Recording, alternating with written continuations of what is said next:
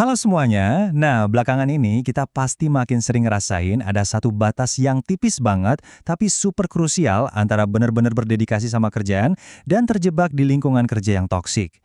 Di pembahasan kita kali ini, kita bakal ngebedah bareng-bareng literatur dan datanya buat ngelihat kayak apa sih sebenarnya realitas di tempat kerja kita sehari-hari. Coba deh jujur, pernah nggak sih kamu nanya ke diri sendiri? Kalau kita lembur terus-terusan, itu emang berarti kita produktif?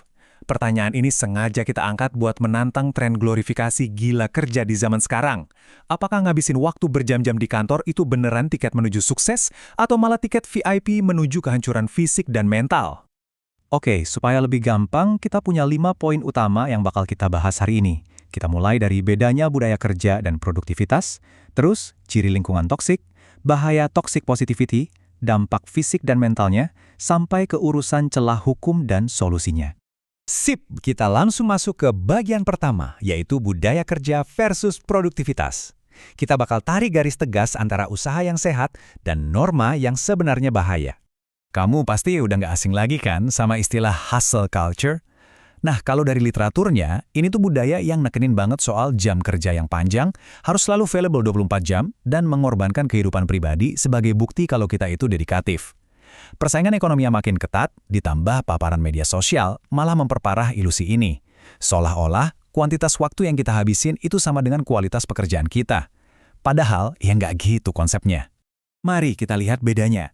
Produktif itu berarti kita nyelesain tugas secara efektif dengan energi yang optimal. Sebaliknya, kerja berlebihan atau overwork itu ibarat maksa tubuh kita kerja jauh melampaui kapasitasnya. Riset membuktikan ini beneran ilusi loh. Bayangin aja, kamu lembur sampai 12 jam, tapi setengah dari waktu lembur itu malah habis buat burnout scrolling, sekedar scroll layar HP, karena otak udah terlalu capek buat fokus. Familiar nggak tuh? Dan yang bikin makin jelas, ternyata motivasi dibalik kenapa kita kerja, itu ngerubah banget pengalaman psikologis kita. Menurut pakar, pekerja yang antusias itu kerja keras karena emang dia enjoy dan berdedikasi. Tapi beda cerita kalau pecandu kerja atau workaholic.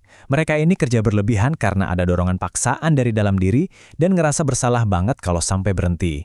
Kelihatan ya, passion versus kompulsi. Ini bener-bener kunci pembedanya. Lanjut ke bagian 2, kita bakal ngebahas ciri lingkungan kerja toksik. Karena kadang sifat-sifat toksik ini tuh jago banget sembunyi di depan mata kita sehari-hari. Sering banget kan kita bingung, ini atasan emang tegas atau malah toksik sih? Gini, punya standar yang tinggi itu sebenarnya sehat banget. Atasan yang tegas bakal dorong kamu buat capai hasil maksimal, dan ini penting buat kesuksesan jangka panjang. Tapi, kalau gaya manajemennya udah mulai sikut sana-sini, kasar dan manipulatif, fix itu ciri-ciri toxic leader. Mereka mungkin bisa nembus target jangka pendek, tapi percayalah, gaya kayak gini secara universal bakal ngehancurin organisasi dari dalam. Nah, buat kamu yang lagi nyari kerja, kita punya semacam kamus rahasia nih buat baca iklan lowongan. Iklan tuh sering banget pakai kode-kode halus. Misalnya, work hard, play hard, ini biasanya sinyal kalau kamu bakal disuruh lembur tanpa batas. Terus, tahan stres tinggi. Ini sering jadi kode buat kondisi darurat terus-terusan, karena manajemennya yang berantakan. Terakhir, kita di sini udah kayak keluarga. Wah, waspada deh, ini sering banget dipakai jadi celah buat manipulasi emosional. Terus, gimana kalau kamu udah terlanjur masuk di perusahaannya? Coba perhatiin tanda-tanda ini. Ada intimidasi nggak, minim dukungan, agresi mikro, silent treatment atau didiamkan, sampai kompetisi yang udah nggak sehat. Kalau hal-hal ini sering terjadi, Jurnal Kesehatan Kerja menegaskan berarti kamu lagi ada di budaya toksik yang lebih mementingkan sabotase individual ketimbang sukses bareng-bareng. Masuk ke bagian ketiga, kita bakal ngelihat bentuk toksisitas yang lebih licik, karena dia nyamar jadi sesuatu yang kelihatannya bagus, bahaya toxic positivity. Jadi, apa sih sebenarnya toxic positivity itu? Ini terjadi pas sikap ceria terus-terusan berubah jadi semacam kewajiban atau sekedar performa aja. Coba deh, bayangin, saat kamu punya keluhan atau kesulitan yang valid, malah direspons dengan kalimat optimis yang meremehkan kayak, udah bersyukur aja kita masih punya kerjaan. Respons kayak gini tuh sebenarnya ngebungkam komunikasi yang jujur dan pelan-pelan ngehancurin rasa saling percaya di dalam tim. Dan dampaknya nggak main-main loh. Menurut data, ternyata cuma sekitar 2 dari 5 karyawan yang ngerasa aman dan nyaman buat ngebahas kesehatan mental mereka di tempat kerja. Angka ini jadi bukti kuat kalau budaya harus selalu positif, yang dipaksakan itu, ujung-ujungnya malah nyiptain budaya kebisuan. Oke, sekarang kita ke bagian 4. Kita bakal lihat realitas dan data yang lumayan berat soal apa dampak lingkungan kayak gini ke kesehatan fisik dan mental kita. Perhatiin deh angka yang cukup bikin kaget ini. Data nunjukin kalau 87% karyawan bilang lingkungan kerja yang toksik itu benar-benar ngerusak kesehatan mental mereka secara keseluruhan. Jadi kalau akhir-akhir ini kamu ngerasa burnout, cemas, atau capek banget secara mental, informasi ini menegaskan kalau kamu jelas nggak sendirian. Mayoritas pekerja di luar sana juga ngerasain hal yang sama persis. Nggak cuma itu, budaya kerja toksik ini ternyata bikin 1 dari 5 karyawan milih buat resign. Kalau dilihat dari kacamata bisnis, ini boncos banget. Tingkat turnover karyawan yang tinggi ini bisa membebani perusahaan sampai puluhan miliar dolar setiap tahunnya buat biaya rekrutmen ulang dan hilangnya talenta-talenta terbaik. Buat individu, harganya jauh lebih mahal saat batas antara kerja dan kehidupan pribadi itu terus-terusan ditabrak. Mulai dari kelelahan mental, stres kronis, susah tidur, hipertensi, sampai resiko kardiovaskular.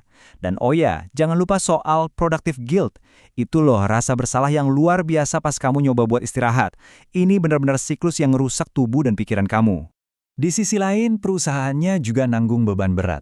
Maksa karyawan kerja gila-gilaan mungkin kelihatannya bikin produktivitas naik dalam jangka pendek. Tapi, literatur dengan tegas nyebutin kalau cara ini justru nguras habis kreativitas dan pemikiran strategis yang krusial banget buat perusahaan bisa bertahan lama. Ujung-ujungnya kolaborasi tim bahkan melemah dan inovasi pasti terjun bebas.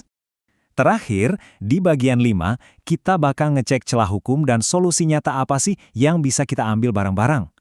Kalau kita bandingin sistemnya secara netral, ini cukup ngebuka mata. Di Indonesia, walaupun ada Undang-Undang Perlindungan Ketenagakerjaan, sayangnya masih ada kekosongan karena belum ada panduan teknis yang spesifik.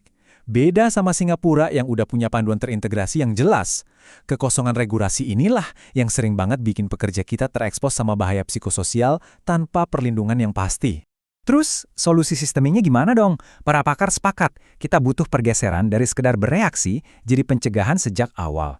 Maksudnya, butuh banget ada peraturan menteri yang khusus ngebahas perlindungan kesehatan mental di tempat kerja, alat deteksi dini yang standar, plus kewajiban perusahaan buat nyediain akses ke program bantuan karyawan. Sambil nunggu sistemnya berbenah, apa yang bisa jadi tameng buat diri kamu sendiri? Pertama, mulai bikin prioritas kerja yang ketat. Kedua, disiplin ngebatasin jam kerja pribadi kamu. Ketiga, usahain ambil jeda istirahat 5-10 menit setiap 90 menit biar tetap fokus. Dan yang paling penting, beraniin diri buat komunikasiin batasan ini ke manajemen kamu secara profesional. Menjelang akhir pembahasan kita, ada satu poin krusial yang pengen banget saya tekenin. Produktivitas jangka panjang atau kesuksesan karir yang sejati itu cuma bisa dibangun di atas fondasi kesehatan fisik yang prima, kesejahteraan mental yang terjaga, dan hubungan sosial yang kuat. Ini adalah sebuah kesadaran yang penting. Mengejar karir itu sama sekali nggak bakal sustainable kalau kamu nggak merawat kesejahteraan holistik kamu terlebih dahulu. Sebagai penutup, saya mau ninggalin kamu sama satu pemikiran terakhir buat direnungin. Haruskah kesuksesan kamu dibayar mahal pakai kesehatan kamu sendiri? Semoga pembahasan kali ini bisa jadi pemicu buat kita semua supaya berani nundut budaya kerja yang jauh lebih sehat. Terima kasih udah ngikutin sampai habis dan pastikan kamu mulai ngebangun kehidupan profesional yang jauh lebih seimbang.